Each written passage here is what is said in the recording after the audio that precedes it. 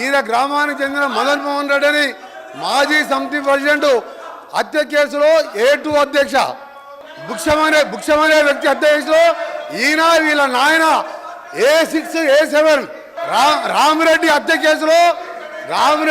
కేసులో A3గా ఉండి తడిపారు చేసినందుకు మా జిల్లాకి వెళ్ళి 1 సంవత్సరం పాటు బహిష్కరించాడు.